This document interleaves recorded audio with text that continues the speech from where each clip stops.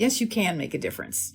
That's exactly what we saw in Kansas. Hi, I'm Jay Ruderman, and welcome to All About Change, a podcast showcasing individuals who leverage the hardships that have been thrown at them to better other people's lives. This is all wrong. I say put mental health first, because if you don't... This generation of Americans has already had enough. I stand before you not as an expert, but as a concerned citizen. Today on our show, Gloria Feldt. Our institutions were designed by men for men who had women at home taking care of the kids and the family. Gloria is a best-selling author, keynote speaker, and an acclaimed expert on women, power, and leadership. Abortion has never been about abortion. Birth control arguments have never been about birth control. They are about whether women will have an equal place in the world. Raised by Jewish immigrants in rural Texas, Gloria became a teen mom at 16 and had 3 children by the time she was 20. 4 months after the birth of her third child, she started a new path. She enrolled in community college, and one of her final collegiate projects involved researching the Planned Parenthood organization. And 30 years later, I retired as the national president. Gloria grew Planned Parenthood into the powerful nonprofit you see today. Among her many accomplishments, she was the architect behind getting insurance companies to cover contraception. Don't wait and just try to fight back bad legislation. Write your own legislation that sets up a world as you want it to be. Today, at 80 years old, Gloria is still as passionate and active as ever. She's the co-founder and president of Take the Lead, promoting female leadership across all sectors. The recent Dobbs decision, threatening to unravel years of progress, makes our conversation today all the more urgent and timely. Hey, that could be me. That could be my daughter. That could be my wife. That could be, a niece or somebody that I really care about. It is unfortunate that we had to wait this long for people to wake up, but I do believe they are waking up. We won't go back. We won't go back. We won't go. Gloria, thank you so much for being our guest today on All About Change. I think today's interview is especially poignant considering the recent Dobbs decision. And I thought I'd start out by asking you about your personal background. You grew up as a young Jewish girl in the Bible Belt in Texas. Did your experience lead you to have an affinity towards civil rights? No question about it. Absolutely. I believe that to this day. I think it is one of the greatest gifts that I could have possibly had. And also for giving me a certain kind of courage. Right. It takes courage to stand up for what you believe when you're not the majority. And I had to hone those muscles. And that also stood me in good stead in fighting for reproductive justice and rights. Right. Often when I'm making speeches to Jewish audiences, the title of my speech is There Was No Temple in Temple. Temple was the name of the town where I was born. There were a few Jewish families there, but not many. And I went to high school in a town where we were the only Jewish family. And I hated it at the time. I hated being different. What does a teenager want, right? Right. It turned out, as I got to be an adult, I realized what a gift it was to know what it felt like to be the other, to be different. It was a gift because it gave me empathy for other people who had been disregarded, disrespected, or in some way or another discriminated against. As I began studying Judaism as an adult and really got in touch with the social justice values of Judaism, I became much more committed to it and, to raising my children in the Jewish faith. Their father was not Jewish, but was very involved in the synagogue in West Texas. 60 families in a 100-mile radius, but we were there. You were a very, very young mother. You had your first child when you were 15 years old. I was barely 16, but yes. Mm-hmm. Can you talk about the decisions you made at that point in your life and how you became such a young mother? How does anybody become a mother, right? My father, bless his heart, gave me a book about it, but my mother never said one word, and I didn't really understand, as I think many young people grow up, not understanding their bodies and understanding the sexuality and sexual desire and how you need to make wise choices about what you do. And it was the 1950s, and there was no really reliable birth control. Right. I was a normal kid, and, I had a boyfriend who was a normal boy. And how does it happen? That's how it happens. And I think that it's really wonderful that today, while there still is more pregnancy among younger people than should be, the rate has gone very far down, thanks to more information that's available to them on the web, even if they don't have parents who talk to them about sex. But also, girls have much more vision about what they can be and do with their lives. I didn't have that. Although my father always told me you can do anything your pretty little head desires, the women I saw didn't really seem to think they had agency over their lives and their decisions. Role models of women didn't really teach me that I could or should have a vision for myself beyond being a wife and mother. So was it a choice? I thought so, but, maybe it was and maybe it wasn't. Maybe it was that I was following the cultural cues. You went on to become CEO of Planned Parenthood. You've written many books, you're a sought-after keynote speaker, but most importantly, you're an activist with an incredible track record. Can you connect the dots for us from being a young mother to becoming an advocate? Well, it's actually very symmetrical. It's a set of values that really is authentic and consistent and comes from a place of understanding the real world situations of real world women and wanting to help them. After I had my third child, it was like a light bulb went off in my head. And I realized that, first of all, I had always been a pretty smart kid, and I liked to study and I liked to learn. So I decided I wanted to start college. So I started to college when my youngest was 4 months old, and it took me 12 years to finish. And during that time period, I both was able to start some professional work and also to get involved in community service work. The first thing that I did was I got involved in some civil rights organizations and a number of interfaith organizations as well. I was living in Odessa, Texas by this time. I learned a couple of things from the civil rights movement.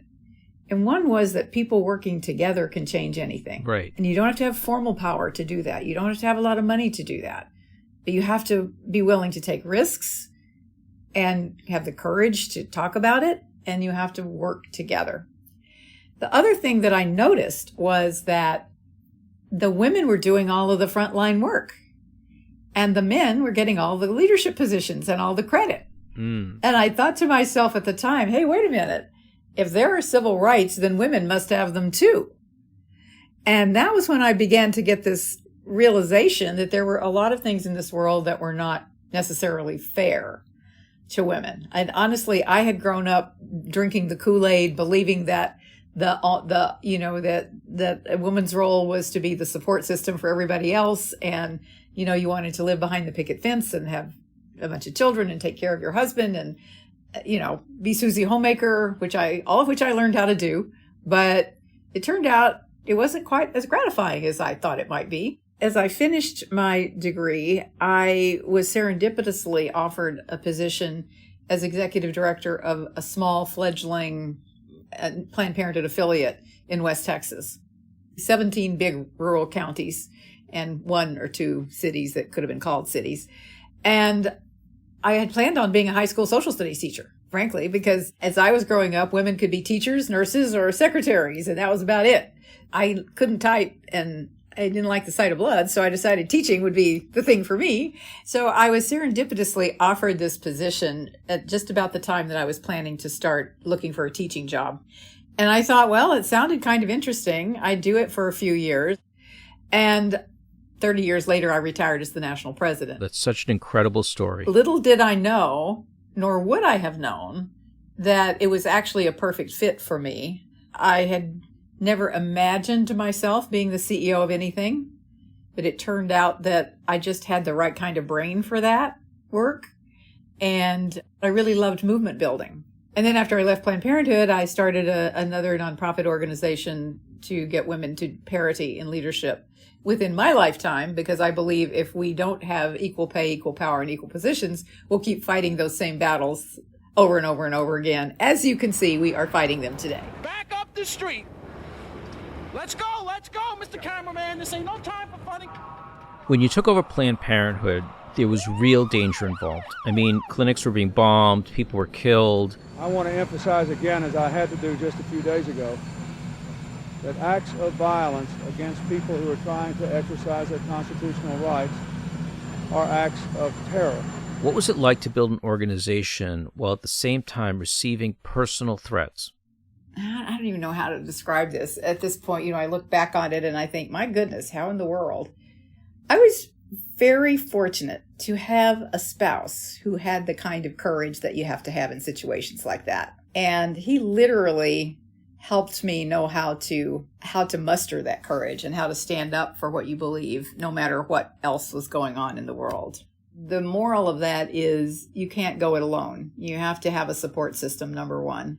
The second thing that I realized when I became the national president of Planned Parenthood, in order for people to refrain from being just demoralized by what's going on in the present world, it's important to help them think about, okay, well, why are we here? When we look back 25 years from now, what do we want to have accomplished? And so that we can think on that level of, all right, how are we going to solve this problem? Not how are we going to hunker down and just survive it. Right. So you have to get out of survival mode.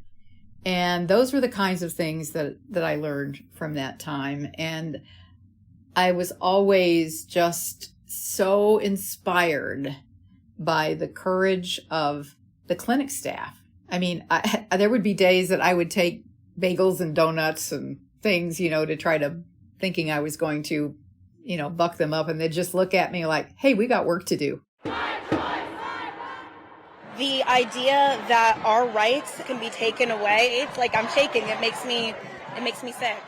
Did you ever think when you were running Planned Parenthood that the day would come when Roe would be overturned? I actually wrote a book about it, and it wasn't intentionally predictive of it, but it did lay out exactly where we were in 2004 and how it could be possible for the groups that were aligned in opposition to reproductive rights and how they could make that happen. And I also laid out a roadmap for not letting it happen. The human mind is much more closely wired to respond to crisis than it is to be proactive. And I feel that is where the movement fell down terribly. I had kind of turned the ship around, and we were at the point where we actually were doing a lot of proactive legislation. We got contraceptive coverage by insurance plans. We had Plan B, emergency contraception approved and available in every state. We made a lot of advances, but as soon as you don't have that kind of a forward-looking agenda, you'll get pushed back. Right. And that's what happened over and over again. And honestly, I think that one of the things that happens in a movement also is that there is a tendency to get into survival mode, and also because they can raise a lot more money on being the victims than they can on having this forward-looking agenda. And that's unfortunate, as it's, for the long term, a very, very harmful strategy ultimately for the women and families of the country. Right. And it was at that point that I concluded if I really wanted to solve the problem of that backsliding, that it would be important for me to put what energy and time I had left into getting full equality and parity for women in positions of leadership, so that we could stop fighting these same battles over and over again, and so that it would become more of a given that women should have equal rights. And what's very different today is that because of the availability of contraceptives, because we've had 2 generations of women now who have been able to plan and space their children in their own responsible way, they have been able to get an education. They have been able to build careers.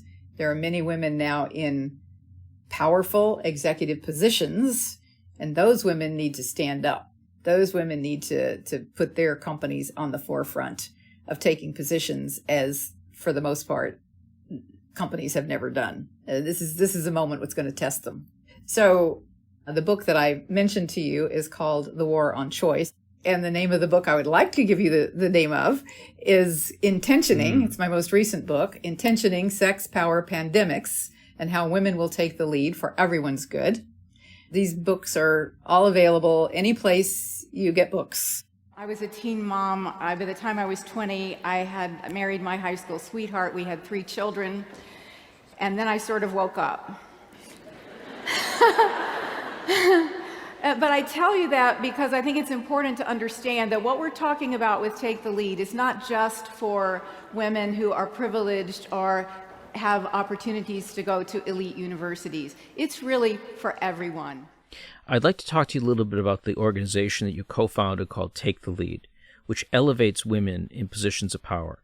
Can you talk a little bit about why that's so vital for our future? From a purely economic perspective, one of the things that most interested me when I started studying, why had we opened doors and changed laws, and yet women were so far from parity in the top leadership positions across every single sector? And when I started studying it, we were half of the workforce, but 18% of the top leadership. And that was true wherever you looked, whether it was politics, big companies, little companies, entrepreneurship, it didn't matter.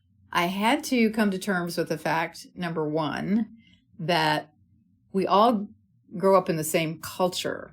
So women ingest a lot of the same values, a lot of the same biases that men grow up with. Right. And it does things to our heads. And women were ambivalent about acknowledging that they had power or seeing that they had power.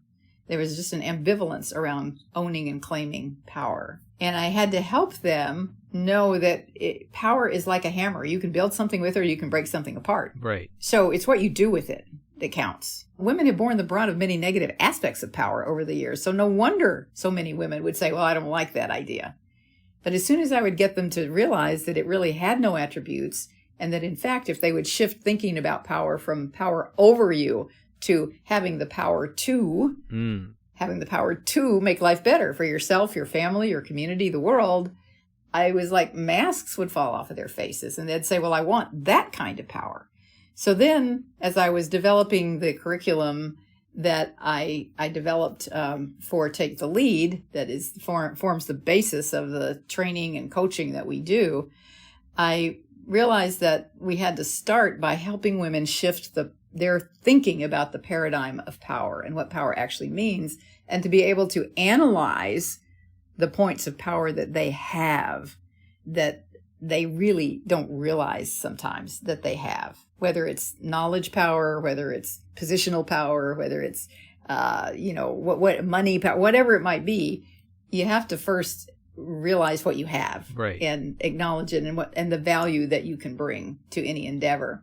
And then you need very specific tools and skills in order to operationalize that in a world that wasn't designed by you for you. Our institutions were designed by men for men who had women at home taking care of the kids and the family. So it's functional. It was functional at one time, but it's not so functional anymore in families where, for the most part, there are 2 earners. And it's a moment of opportunity for change and just shifting that thinking. It's more of a mindset that we do with Take the Lead. We help women know the power they have, know how to use it in ways that are positive, that they feel good about, authentic about, confident about, and to be able to identify what their own highest intentions are. And they create strategic leadership action plans for themselves. Once I saw that it made such a difference for women to have this, being your basic movement builder, I realized that I could only reach so many people as an individual, that we needed to have an organization. And so that's when I joined with a co-founder and we started Take the Lead. We are celebrating our 8 years right now. Gloria, I saw that yesterday Eli Lilly, which is the largest employer in Indiana and an internationally known drug company, essentially said that because of the change in the law, we're going to have to move our business elsewhere. What role do you think corporate leaders, and women corporate leaders especially, should take in speaking out against or in favor of issues that our society is facing in real time? I'm so glad you mentioned the Eli Lilly example, because they have had a very robust gender equality program within the company for maybe a decade or so. They first recognized that they had to be able to speak authentically to their clients, their customers. And in order to do that, they had to really take on the issue of gender equality and gender parity. Right. And then that also played out in terms of their leadership, their hiring practices, their promotion practices. So they're a company that has over a number of years really implemented many of the kinds of systemic changes that need to be made in companies in general. And the economic power is there. And incidentally, not so coincidentally, the bottom line says a lot in America. Right. In a capitalistic society, companies that have more women in their leadership simply are more profitable. They are, the cultures are more appreciated by their employees. And it's not that women are better than men. It is that we have been socialized differently. And now, today, that different socialization is actually positive for women. And so women bring these qualities that have been acculturated into us, not hardwired, acculturated into us. And we bring those qualities, and it makes for a better, more profitable company. So it all makes sense.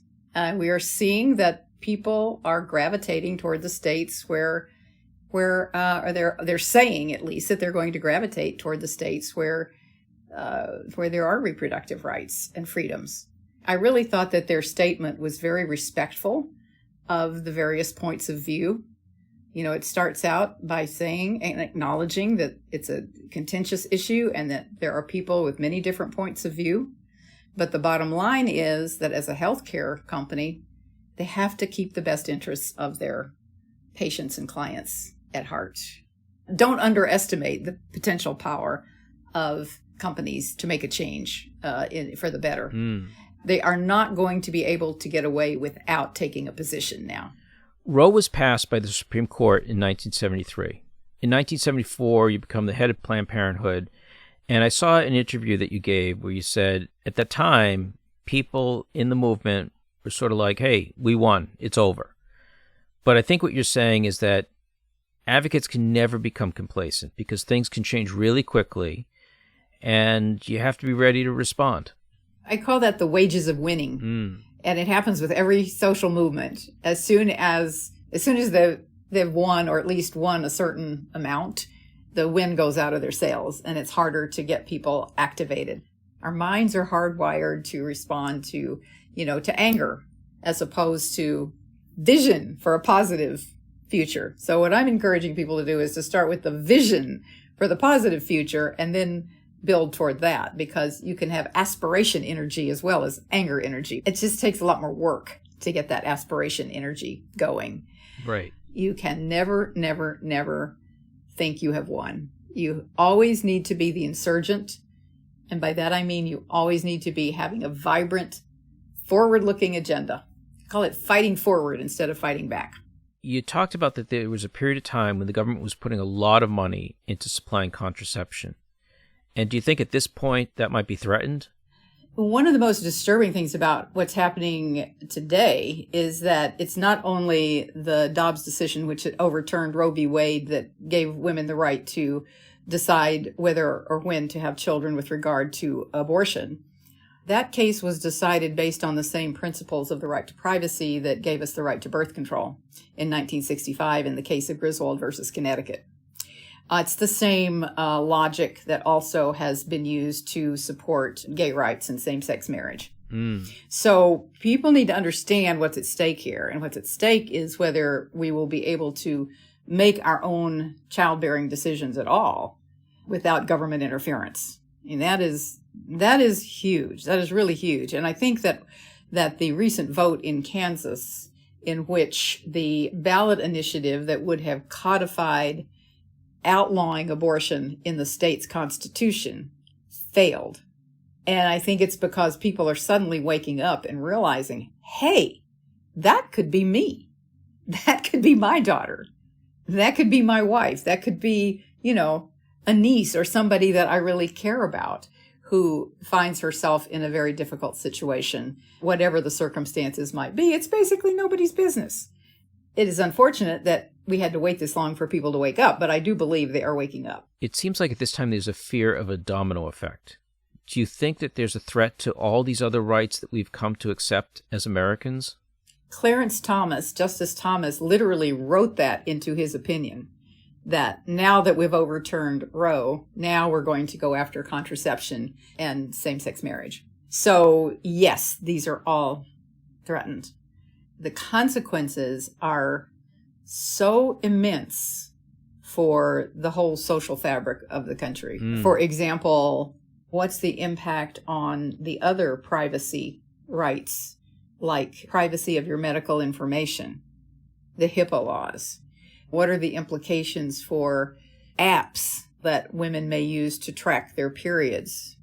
Now, that having been said, Ruth Bader Ginsburg was right, as she so often was, that it would have been better if reproductive rights had been decided based on the 14th Amendment and equal protection under the law.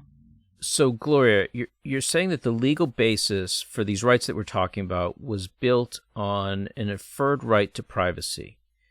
But ideally, they should have been decided differently and based on equality. That is my opinion, yes. And as I said, that was one of the things that Ruth Bader Ginsburg often commented on, that the concept of privacy is not as strong, I guess you could say, as a basic civil right.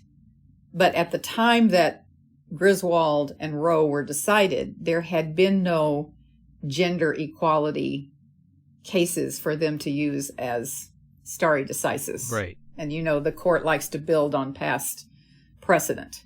So the precedent that they had and the precedent that they primarily used, although they did allude to the 14th Amendment, but the precedent that they used primarily was this idea of the Constitution giving us the right to privacy. I think it was Justice Brandeis who first talked about it, and he said that the first liberty that we all should have is the right to be left alone, and then that got built on over the next century. So, Gloria, what happens in a case like this? We have a Supreme Court that's voting to restrict rights of Americans, and most Americans don't agree with these restrictions. What would you recommend an activist do at this point? There's just no substitute for being deeply engaged in civic life. Right. People don't always know exactly how they can have an impact, and they have been taught by politicians who want them not to be involved. They have been taught to be cynical about politics and to feel like they can't make a difference. But yes, you can. Yes, you can make a difference. That's exactly what we saw in Kansas. If everyone will simply take that as an object lesson in what you have to do. These are the principles of movement building. You identify the other people who believe as you do, who share your values, who have a vision of a world of justice that you hold in your mind, in your heart, and you have the courage to actually talk about these issues publicly, define the issues, define the message, and then you take action, you organize, you get together with people, you have a strategy. Personally, I believe that the most important strategy right now is twofold. Number one is to have a very, very proactive policy agenda. In other words, don't wait and just try to fight back bad legislation. Write your own legislation. Start with that. Be proactive. Define the terms, define the issues. Don't let the other people define them for you. Right. Then the second piece of it is that there is no substitute for people actually getting out and voting in an educated way. Educate yourself about where the candidates stand and vote. Make sure that you are registered to vote. Make sure that you know where to vote and how to vote, because there have been so many new laws passed in the last 4 years that are aimed at depressing the vote. So it's up to us as citizens to know how to make sure we're registered, and we know how to vote. There are websites that will show you exactly. You can find this so easily now from so many different places. And then you can align with organizations that share the goals that you have, and they will help you. They will help you know how to be an active citizen and how to actually make a difference. It's very hard to do as an individual. You really need to gather.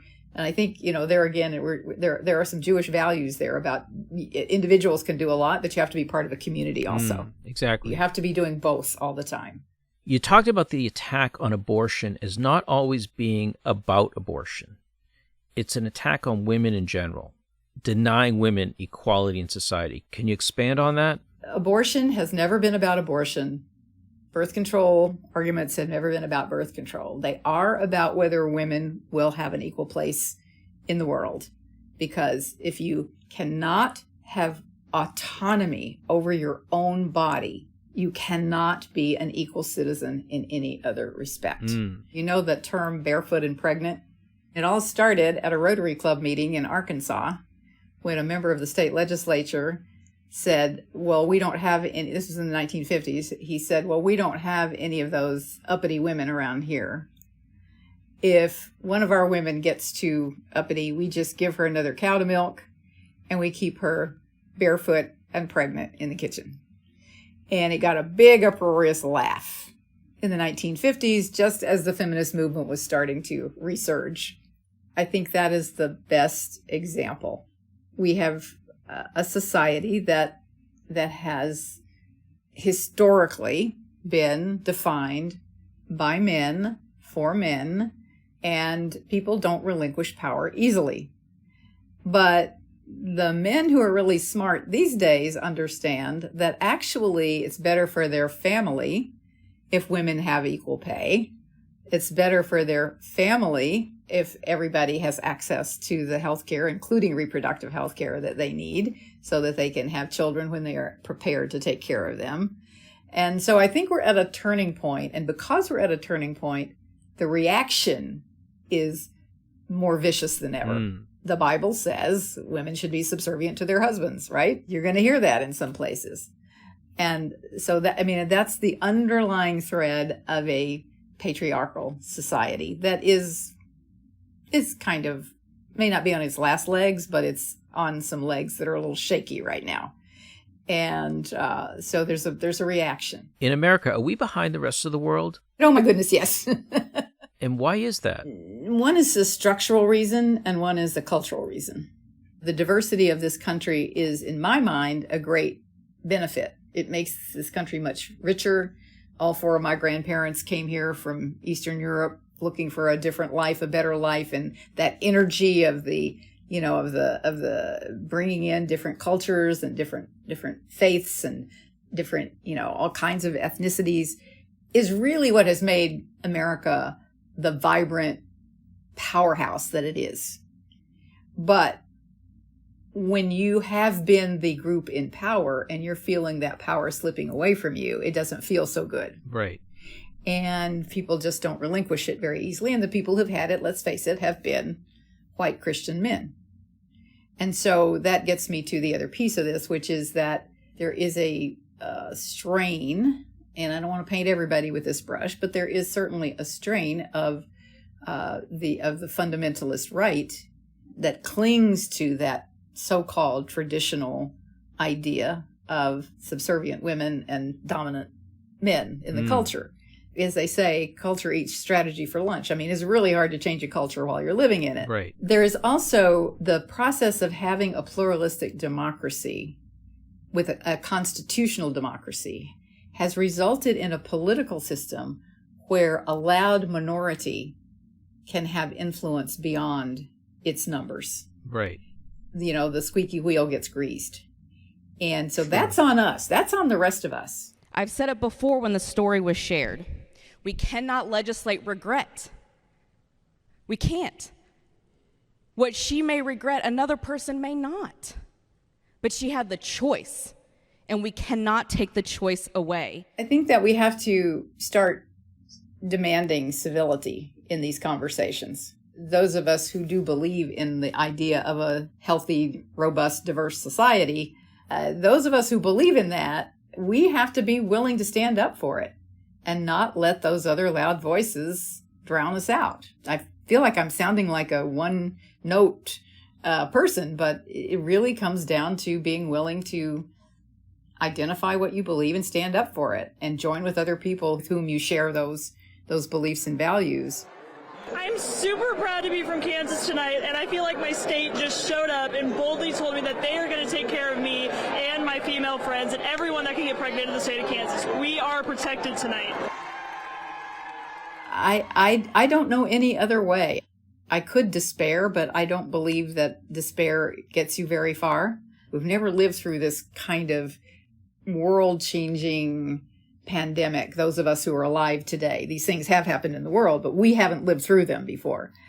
And so those moments of extreme disruption are the best moments, maybe the only moments we'll have for quite a while, to make big systemic changes. This is why I'm optimistic right now about the mission that I have of gender equality, because I think if we really take this moment, we can make some big systemic changes that we've been wanting to make for decades, because it's going to be to the benefit of our economy, and it's going to be to the benefit of men and women and families. But you have to recognize that, and you have to be willing to seize that moment and not step back from it. And it can be very painful. And some people will just say, well, I am moving to another country, or I'm just going to move to the blue states, and I don't want my daughters to go to college in states where they don't have access to equal rights. But I don't think that's the way to go. I mean, I think the way to go is you have to go through it. You have to engage, stand up, and you won't win everything. But I'm a great believer in, the old-fashioned breaking bread with people.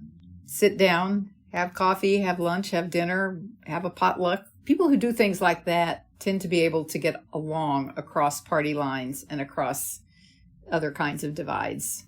I think we need to encourage that. Gloria, you've given us such wise words. I want to thank you for being my guest on All About Change. You've really made a difference in our world, and I really appreciate your contributions to our country and our society, so thank you so much. Thank you, Jay, for having me, and I love your topic. It's so timely. Everybody needs to be thinking about these issues, so thank you for giving me the opportunity. Thank you, and be well. All right, you too.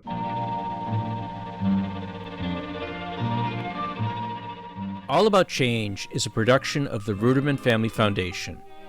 This show is produced by Yochai Metal, Jackie Schwartz, and me, John Zulu. As always, be sure to come back in 2 weeks for another inspiring story. In the meantime, you can check out all of our other previous content live on our feed and linked on our new website, allaboutchangepodcast.com. Lastly, if you enjoy our show, please help us spread the word. Tell a friend or family member, or consider writing a review on your favorite podcasting app. I'm Jay Ruderman, and I'll catch you the next time on All About Change. Au revoir, but not good.